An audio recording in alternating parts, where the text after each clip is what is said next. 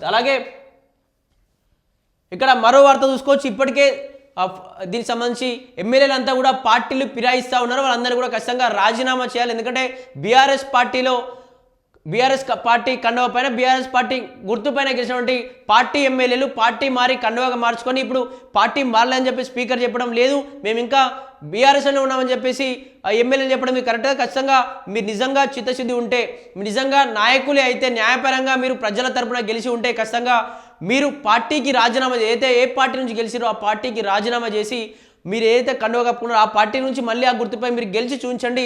అప్పుడు మేము ఖచ్చితంగా మీరు నిజాయితీగా పనిచేసి నమ్ముతామని చెప్పి చాలాసార్లు కూడా ఇటు బీఆర్ఎస్ పార్టీ చెప్తూ వస్తూ ఉంది. దీనికి సంబంధించి దానం నాగేందర్ విషయంలో కూడా ఓ పెద్ద ఎత్తున చర్చ నడుస్తూ ఉంది.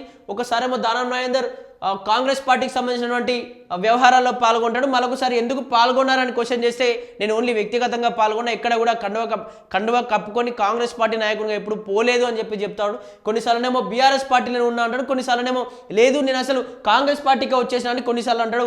ఈ విధంగా రకరకాల మాటలు రకరకాలుగా మాట్లాడుతూ ఉంటే కూడా అక్కడ గెలిపించినట్టు ప్రజలు కూడా ఏం చేయలేని పరిస్థితి. మేము బీఆర్ఎస్ పార్టీ మాకేమో చేస్తుందని చెప్పేసి బీఆర్ఎస్ పార్టీ వ్యక్తిని ఎన్నుకుంటే ఇక్కడ మళ్ళీ ఆ బీఆర్ఎస్లో గెలిచి మళ్ళీ కాంగ్రెస్లోకి రావడం, ఇక్కడ ఏ ప్రభుత్వం ఉంటే ఆ ప్రభుత్వంలోకి రావడం కూడా ప్రజాదరణ కూడా క్షీణించిపోయే అవకాశం ఉంటుంది. ప్రజలు కూడా ఎవరు పట్టించుకోకుండా రాజకీయంగా సన్యాసం తీసుకోవాల్సిన అవసరం ఉంటుంది. కాబట్టి ఖచ్చితంగా రాజకీయ నాయకులు నిజంగా మీరు చిత్తశుద్ధితో పనిచేస్తే, నిజంగా ప్రజల కోసమే పనిచేస్తే పార్టీలు మారాల్సిన అవసరం ఉండదు. నిజంగా ప్రజల కోసం పనిచేయాలనుకుంటే మీకు ఖచ్చితంగా రాజకీయాలు కూడా రావాల్సిన అవసరం ఉండదు. నిజంగా డబ్బులు ఉంటే ఉట్టిగా కూడా ప్రజల్లోకి వెళ్ళి పనిచేయాల్సిన అది కూడా ఉంటుంది. కాబట్టి ఇక్కడ దానం అనర్హతపై స్పీకర్ విచారణ, సాక్షులను నమోదు చేసిన సభాపతి, హాజరైన బీఆర్ఎస్ ఎమ్మెల్యే పాడి కౌశిక్ రెడ్డి, గడువు కోరిన BJP MLA Aleti, Khairatabad MLA Danam నాగేందర్పై బీఆర్ఎస్ ఎమ్మెల్యే పాడి కౌశిక్ రెడ్డి, బీజేపీ నేత ఏలేటి మహేశ్వర్ రెడ్డి ఇతరులు చేసినటువంటి అనర్హత పిటిషన్లపై స్పీకర్ గడ్డం ప్రసాద్ కుమార్ శుక్రవారం విచారణ చేపట్టారు. పిటిషన్ల వాదనలు విని సాక్ష్యాలను నమోదు చేశారు. పెండింగ్లో ఉన్న 3 ఎమ్మెల్యేలను విచారణ చేసి 2 వారాల్లో నివేదిక ఇవ్వాలని చెప్పి స్పీకర్ను సుప్రీంకోర్టు ఆదేశించిన సంగతి తెలిసిందే. ఈ నేపథ్యంలో విచారణకు హాజరైన పాడి కౌశిక్ రెడ్డి అనంతరం మాట్లాడుతూ దానం నాగేందర్పై అనర్హత వేటు వేయాలని స్పీకర్ను కోరినట్టు తెలిపారు. ఖైరతాబాద్ నియోజకవర్గంలో ఉప ఎన్నికలు జరపాలని విన్నవించారు. బీజేపీ కాంగ్రెస్ 2 ఒకటేనని, వారి మధ్య మ్యాచ్ ఫిక్సింగ్ జరిగిందని ఆరోపించారు. కాంగ్రెస్ పార్టీ అధికారికంగా జారీ చేసిన బీఫామ్ ఉండగా పార్టీ మారలేదని చెప్పడం సిగ్గుచేటన్నారు. మరోవైపు ఏలేటి మహేశ్వర్ రెడ్డి స్పీకర్కు లేఖ రాశారు. మున్సిపల్ ఎన్నికల కారణంగా తాను ఫిబ్రవరి 20 వరకు ట్రిబ్యునల్ ఎదుట హాజరు కావాలని పేర్కొన్నారు. మహేశ్వర్ రెడ్డి వినతిపై సానుకూలంగా స్పందించిన స్పీకర్ 18న హాజరు కావాలని చెప్పి సూచించారు. ఏదైతే దీనికి సంబంధించి దానం చాలాసార్లు కూడా చాలా మాటలు చెప్తూ వస్తున్నాడు.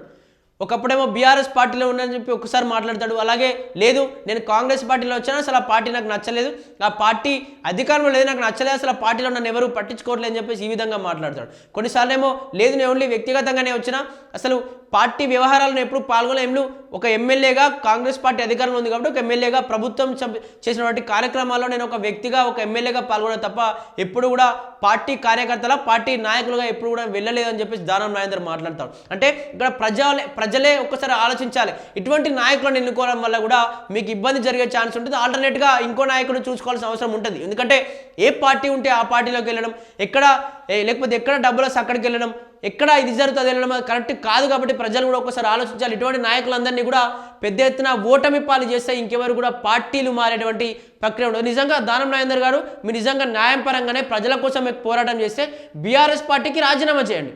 బీఆర్ఎస్ పార్టీ కండువా వేసుకొని బీఆర్ఎస్ పార్టీ గుర్తుపైన మీరు గెలిచింది కాబట్టి ఆ పార్టీకి రాజీనామా చేసి నిజంగా మీరు న్యాయంగా చిత్తశుద్ధితో పనిచేసిన వ్యక్తి అయితే బీఆర్ఎస్ పార్టీ నుంచి రాజీనామా చేసి మళ్ళీ కాంగ్రెస్ పార్టీ నుంచి టికెట్ తీసుకొని అక్కడ కాంగ్రెస్ పార్టీ నుంచి నెగ్గి నిజంగా నేను ప్రజలు నా వైపు ఉన్నారని చెప్పేసి ఆ విధంగా చూపించండి. కానీ ప్రజల్ని పిచ్చివాళ్ళని చేయడం, ప్రజలు ఊకే ఓటేసి మళ్ళీ ఉప ఎన్నికలని చెప్పేసి వాళ్ళను ప్రజల్ని ఇటు మీడియా కావచ్చు అందరూ ఇబ్బందులు పెట్టడం, ప్రజలకు ఇబ్బంది జరుగుతూ ఉంది. అక్కడ ప్రజలు అస్తవ్యస్తమవుతా ఉన్న పరిస్థితి. అసలు మా ఎమ్మెల్యే కాంగ్రెసా లేకపోతే బీఆర్ఎస్ఆ లేకపోతే మళ్ళీ బీజేపీలోకి ఇలా పోతారా అని చెప్పేసి ప్రజలు కూడా ఇబ్బంది పడుతూ ఉన్నారు. కాబట్టి ఖచ్చితంగా దానం నాగేందర్ గారు కూడా ఆలోచన చేయాలి.